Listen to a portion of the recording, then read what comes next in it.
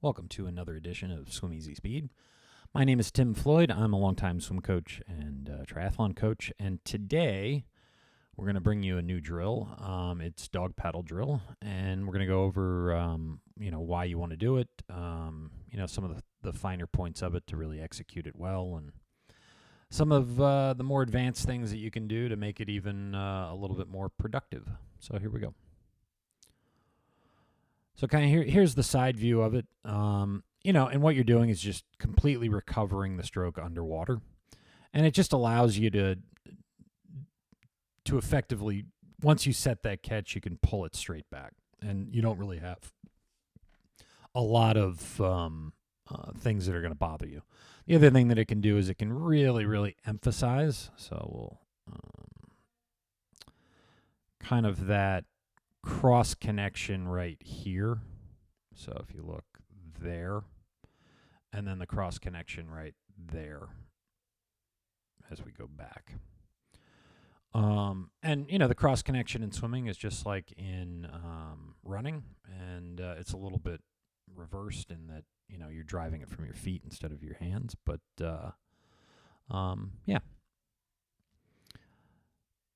So this is basically just dog paddle drill. Here's another view of it from underwater, and then you can just pull it back and then make sure that some of the things that you want to think about is always kind of have those fingertips pointed towards the bottom right there, and then we can always have a really good idea of where that midline is, and we make sure not to cross that midline as we pull, and then with the fingertips kind of pointed down towards the bottom of the pool, it gives you a little bit better idea of where that midline is. Because if we back it up here, and I'm actually crossing midline there a little bit.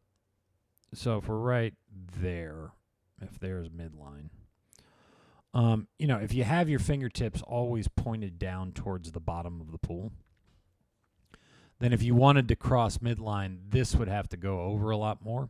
And if we still had them pointed down, you'd have a pretty nasty kind of like bend in your wrist that would become pretty apparent. So it just gives you a better idea of where midline is and how not to cross it. And then you can just work on pulling it straight back, which is what we want to do when we're swimming.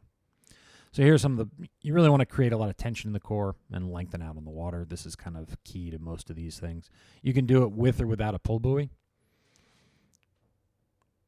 And then just be aware of that cross connection that we talked about earlier. You want to drive the hip, shoulder, and hand forward, all just perfectly straightforward. And then point the fingertips towards the bottom of the pool. So here's some of the ideas of when to use the dog paddle drill.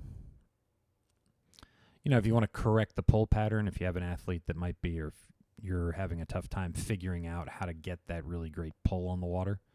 And then to enhance the feel of the cross connection in the stroke.